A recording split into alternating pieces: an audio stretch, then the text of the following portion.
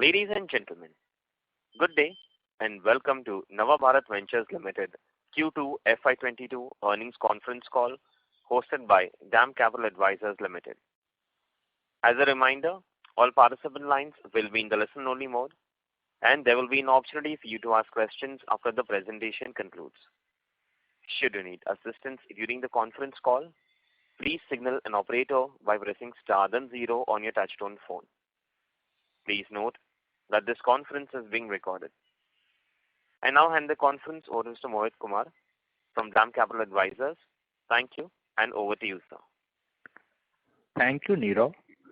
On behalf of DAM Capital, we welcome you all to the Q2 FY22 earnings call for Nava Bharat Ventures.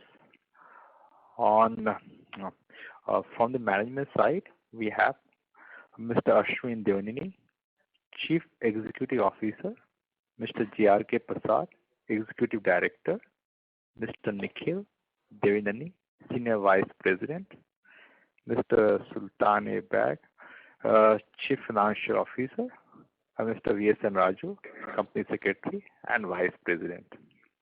We'll start with the opening remark. After that, we'll open the floor for Q&A. Without much ado, I hand over the floor to Mr. Ashwini for his opening remarks. Over to you, sir. Thank you. Good evening, everyone, and a warm welcome to all the participants. The statement of the financial results, both on standalone and consolidated basis, and a press release detailing the operations of the Nava Bharat Ventures Group for the quarter and half year ended September 30th, 2021, have already been filed with the stock exchanges and posted on our website. I hope you have had a look at them and trust that they provide adequate information on our performance for the quarter and half year ended on September 30th, 2021. This quarter, standalone Nava Bharat Ventures financial performance was exceptionally good, delivering an EBITDA of rupees 161 crores and a profit after tax of rupees 101 crores. On the consolidated financials, Nava Bharat Group reported a profit before tax and exceptional items of rupees 243 crores, which is up by 59% year on year. Positive investment outlook following the change in government of Zambia had resulted in a sudden and significant hardening of the local currency against the US dollar by almost 26%. This has resulted in a notional restatement of tax liabilities denominated in the local currency by MCL at the end of Q2. The forex change of INR 189 crores has unfortunately impacted the reported profit after tax since we follow the Ind AS standards. However, it must be noted that this has no cash impact at MCL and absolutely no impact on the parent company's financials. Trust this addresses the concerns of the investors on the consolidated financial results. We will be glad to provide any other clarifications that may be required by the investors. Thank you.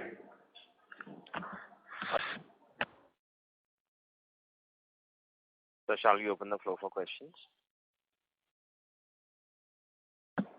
Yeah. Thank you very much. We will now begin the question and answer session. Anyone who wishes to ask a question may press star and 1 on the touchtone telephone. If you wish to remove yourself from the question queue, you may press star and 2. Participants are requested to use handsets while asking a question. Ladies and gentlemen, we'll wait for a moment while the question queue assembles. Participants, you may press star and 1 to ask a question.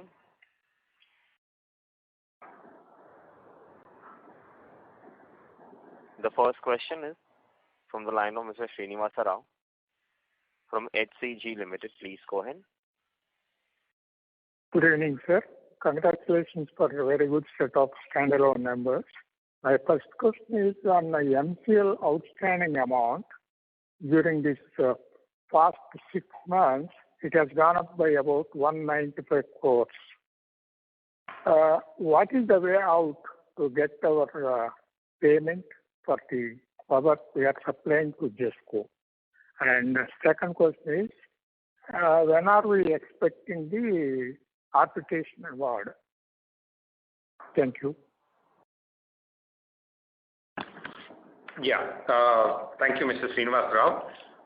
In terms of MCL's outstanding amount, right now it's at about 58%. I mean, they basically paid us 58% of what we have billed them. So the outstanding amount currently is at approximately 460 million USD. We have been in discussions. The outstanding amount is essentially being dealt with the arbitration process, so I don't want to comment on that too much. And in terms of the timelines of the arbitration process, I think the courts will take their time, and we hope they'll make a judgment sooner rather than later on that.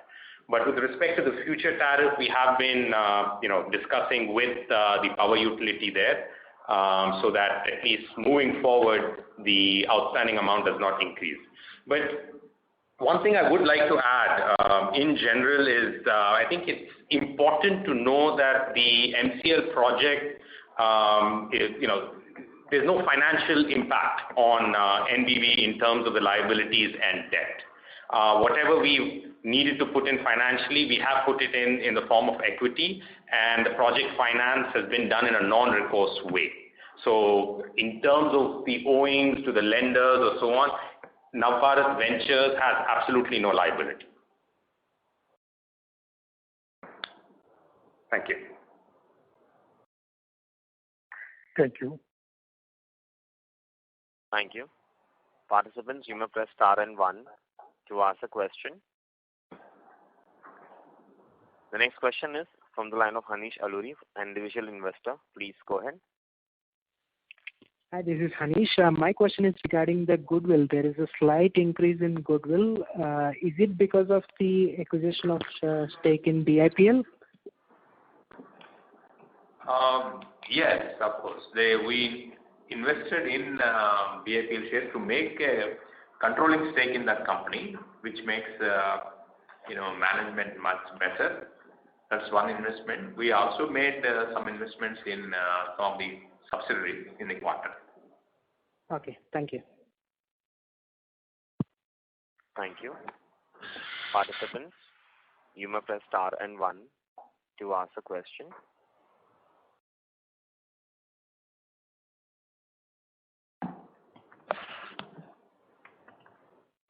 Ladies and gentlemen, you may press star and 1 to ask a question.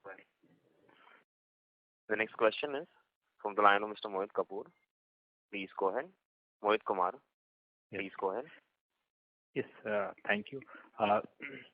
So two, three questions. First on the, of course, I understand that the arbitration hearing is complete, right? So what are the next steps? Once we get the order, is there any chance of the GESCO to appeal against the order, or once the order is given, only the recovery is the pending thing?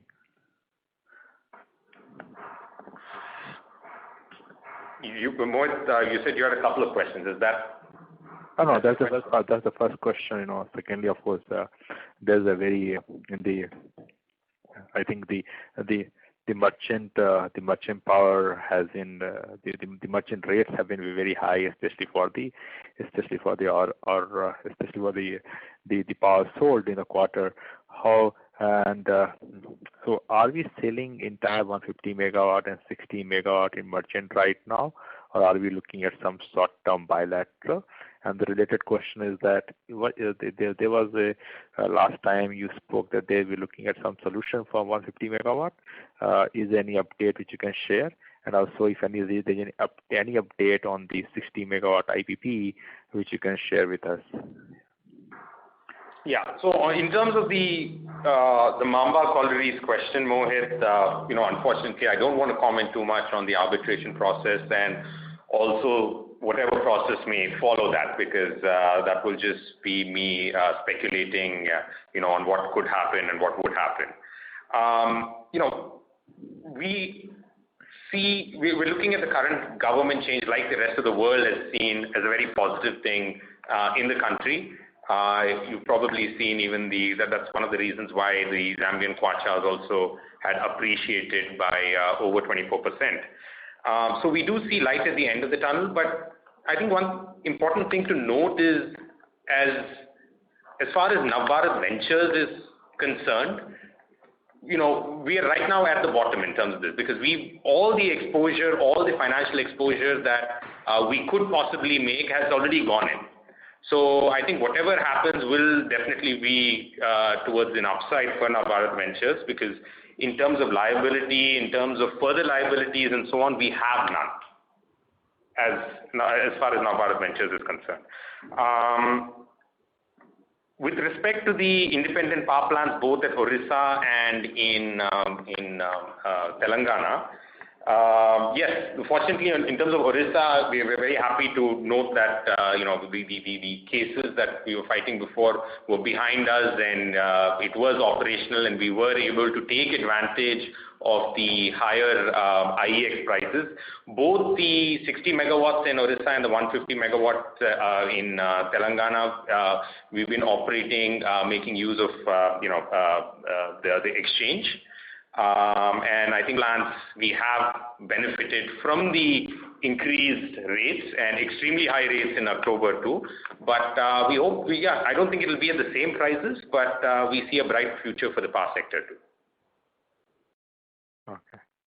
Yes, sir. So on the ferroalloys realization, so you didn't comment on the long-term solution for the 150 megawatt and 60 megawatt?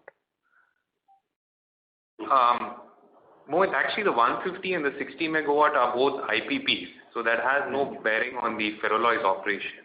No. My question was, sir, you said that you are looking for some long-term tie-ups or some sale to some captive companies. Is there any update which you expect which was there in the quarter or which you expect in the next couple of quarters? Yeah, no, I think what you're talking about is the group captive scheme that we spoke about before. Right. Those discussions are ongoing, Mohit, but we've been fortunate that we didn't tie up with any group captive scheme yet because we had. That's one of the reasons why I benefited from the high merchant rate. So those discussions are going, but while they are ongoing, we basically are taking advantage of the IEX price. Lastly, on the ferroalloys, what is the outlook? How was the realization last quarter, and what is the current realization compared to last quarter, and how do you see panning out in the next 6 months? Mohit, so last quarter was excellent for ferroalloys vertical. We registered a growth of 33% in total realization over the preceding quarter. Now, this was a function of both export and domestic realizations going up. And going forward, we feel that the trend is going to continue. In fact, from Q2 to Q3, there has been a slight increase in realizations. And we're at a stage right now where our total order book is fully booked out until Q4. Okay, understood, sir. Thank you, sir. Thank you, and best of luck. Thank you. Thank you. Participants, you may press star and 1 to ask a question. The next question is from the line of Nimesh Waja from KVP Financial. Please go ahead. Hello. Good, sir. You're I would like to have a breakup in our revenue of a coal sales. We read the news that coal is touching all-time high. So we want to understand what are the contribution of coal sales to our total revenue. We'll give you the breakup, Mr. Nimesh, but just to keep in mind that in Zambia, unfortunately, we don't go as per the international prices. It is a landlocked country. So the pricing we follow there and the trends we follow there are slightly independent of the international trends. So the revenue from the mining operations for September, end of September 21 was about $13.6 million US. And the revenue from operations from the power segment on the Mamba Collieries was $41.2 million. So that's the breakup. The line for the participant dropped. Participants, you may press star and 1 to ask a question. The next question is from the line of Vijay P, individual investor. Please go ahead. Hello, am I audible? Yes, sir, you are. Yeah. So my first question is about the Mamba Colliery again. The power outage, total power outage in Zambia last Saturday and a month before. Was Mamba Colliery power plant in operation during this outage? With respect to the power outage that happened recently, we had one of the units operating, one was still under major overhaul. So it was a complete grid disturbance. So yes, our unit also tripped, but we got it back online immediately.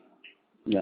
So again, with respect to that and the ongoing arbitration process, in the event the government insists on the initial commitment of Nava Bharat when the plant was started of putting up a 600 megawatt plant, which we put up only 300 and said we'll expand to 600 later.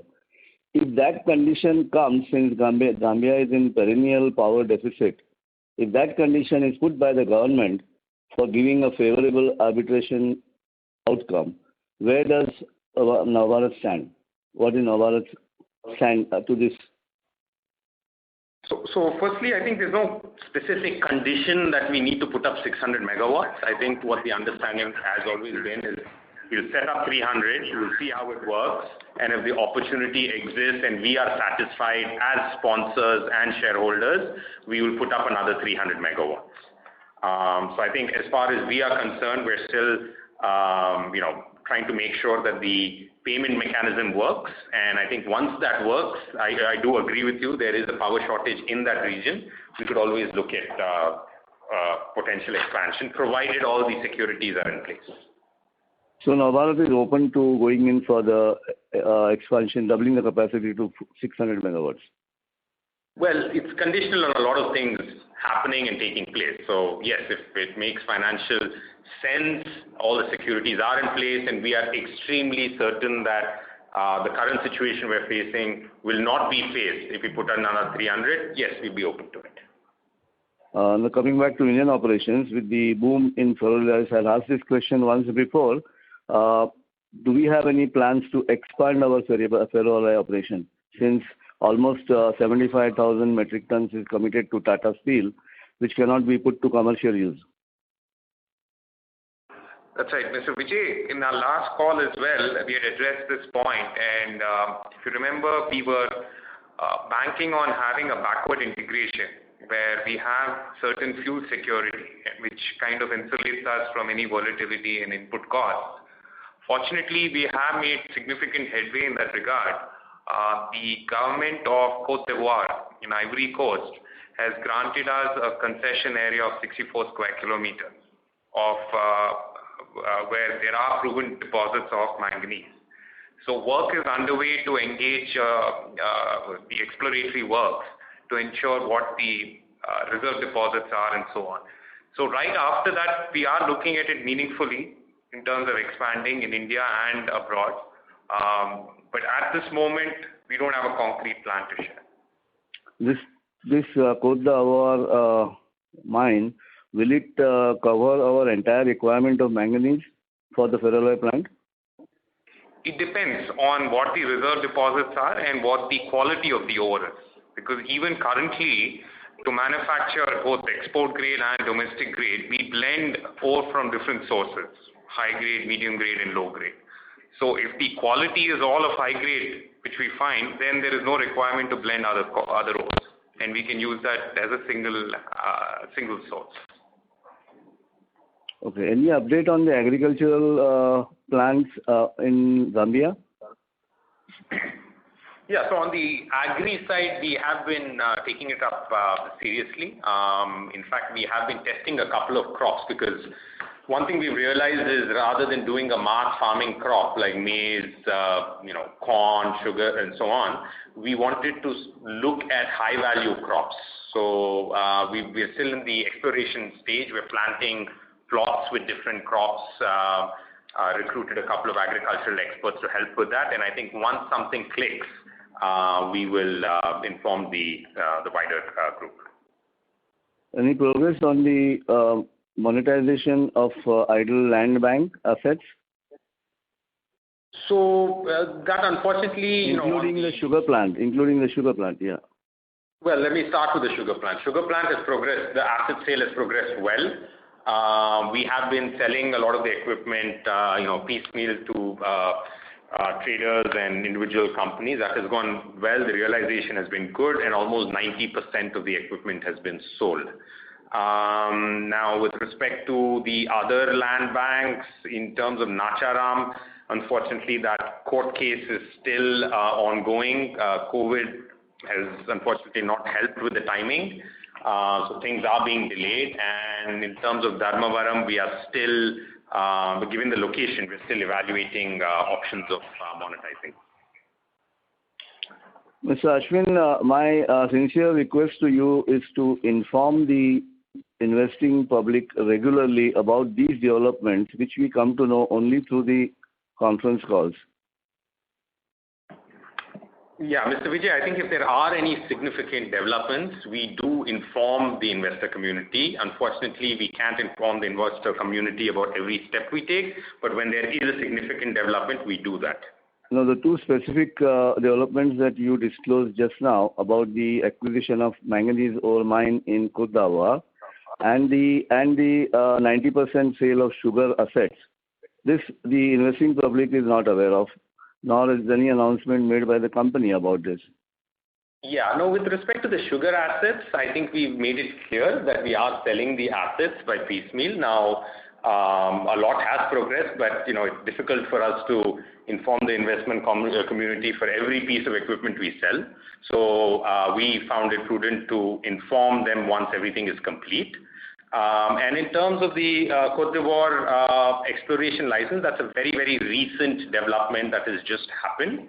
And it's basically an approval for us to go into the site for site activities and so on, while we await the formal communication from the president or the prime minister.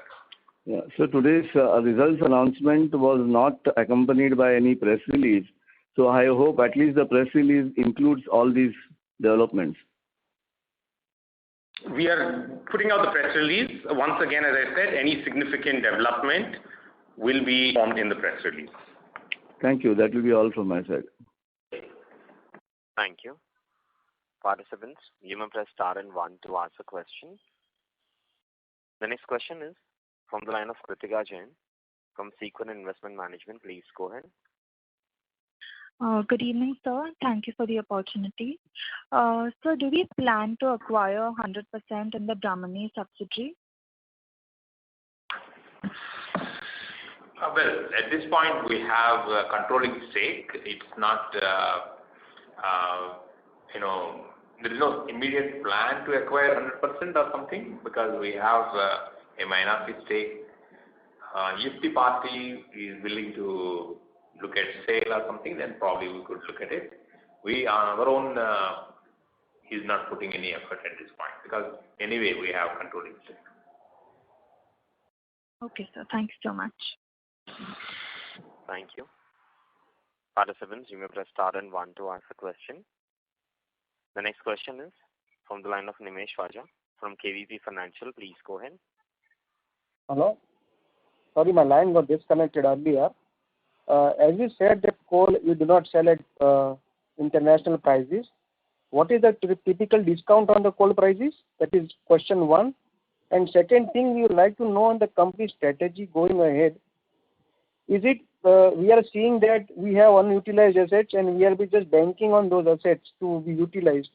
There is no growth seen. Is this we are looking kind of an opportunistic business here and there? And what is the line of trajectory of the business management is thinking going ahead? Kindly any light on this will be very helpful.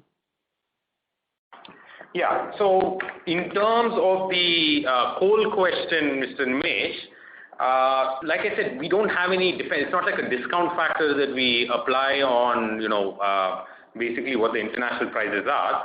The average realization, just to put a figure there, the average realization that we have booked is about $60.8 per metric ton, per ton of coal.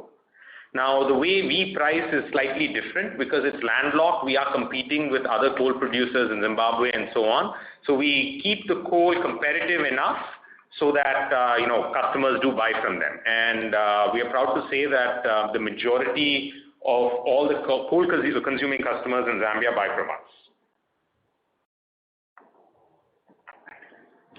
So in terms of the strategy, let me make it clear that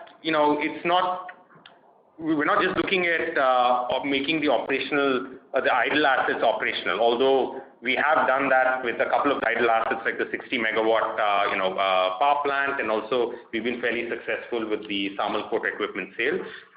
We are also looking at expanding in the verticals we are currently in, which are promising, and one being the ferroalloys vertical.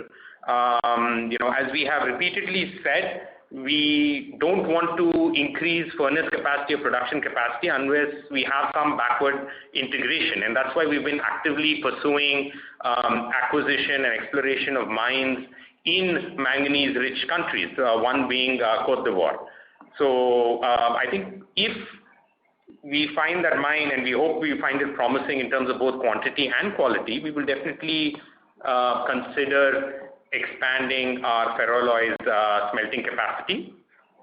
And apart from that, we are always looking at other, strategic investments and areas that are related with the current verticals we're in terms of expansion. The one point I would also like to make is in Zambia, the agricultural project, I think that is another project that we are currently concentrating on, where we are testing some, as I mentioned, some high-value crops. And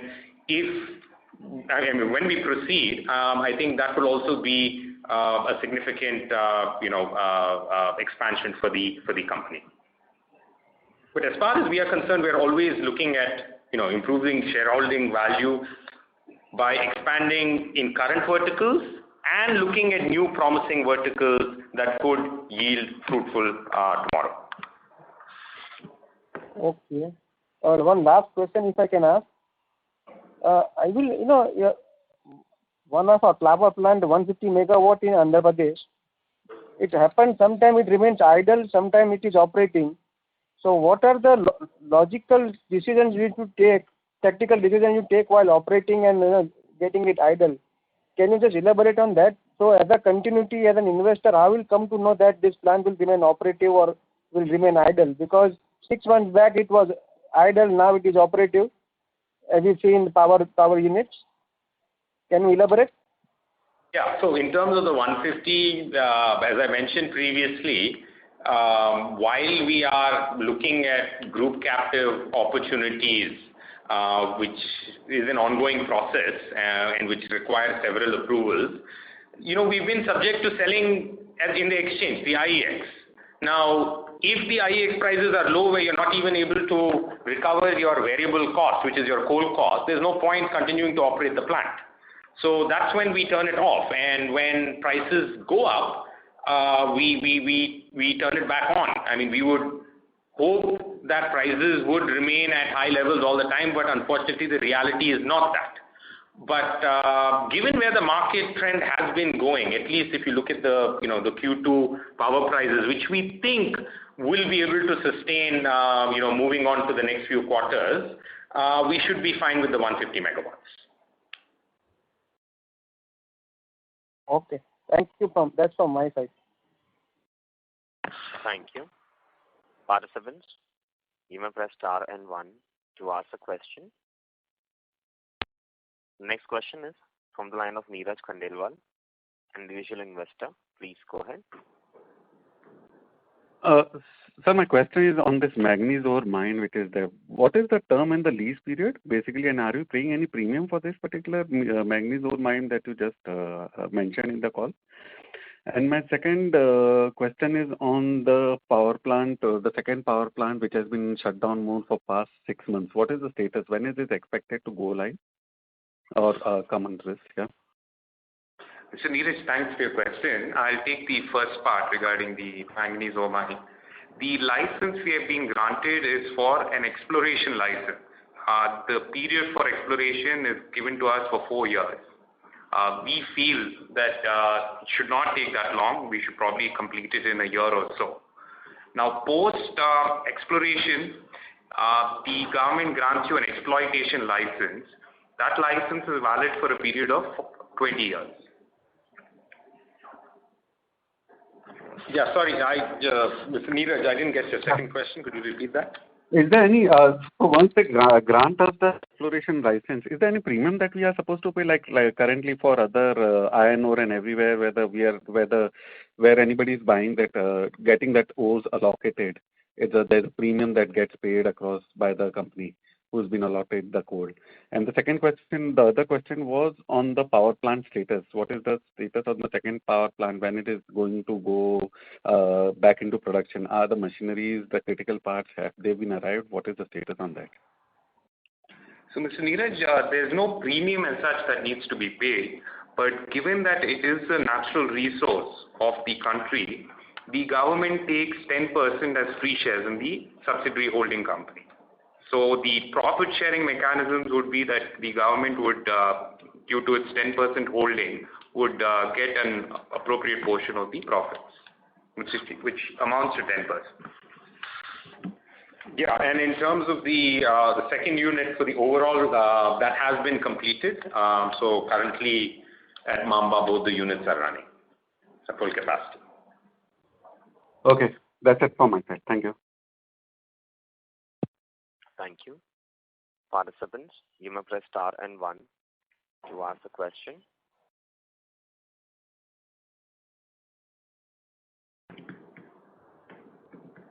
Ladies and gentlemen, you may press star and 1 to ask a question. The next question is from the line of Mr. Samir Mehta, individual investor. Please go ahead.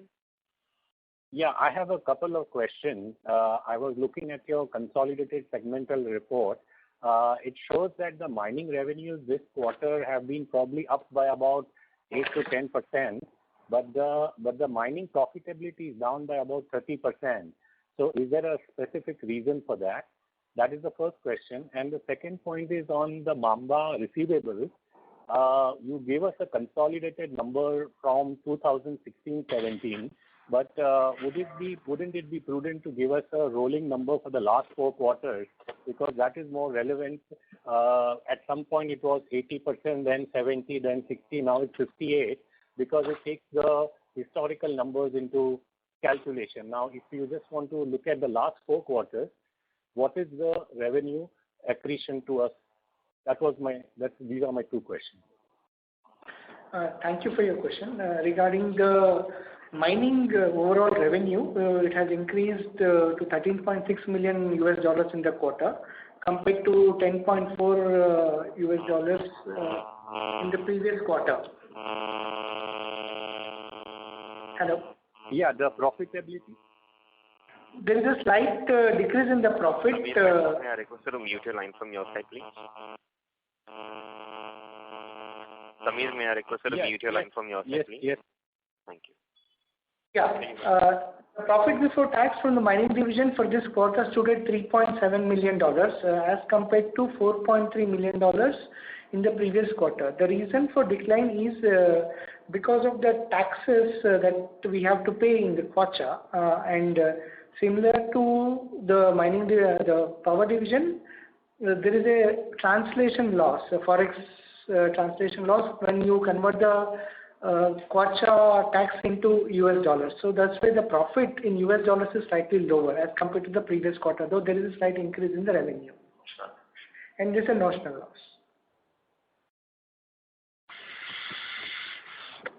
Yeah, and the second question on the revenue from Mamba, the percentage,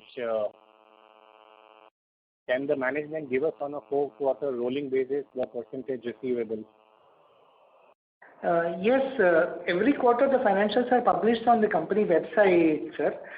It can always be accessed. As per the LODR requirements, we are publishing the results for the quarter compared with the previous quarter and the year-on-year basis.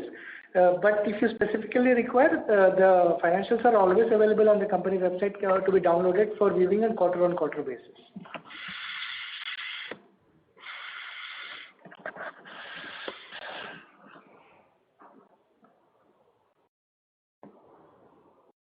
Samir Mehta, do you have any follow-up question?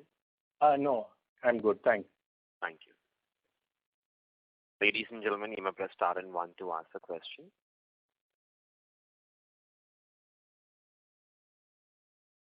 A reminder to all the participants, you may press star and 1 to ask a question.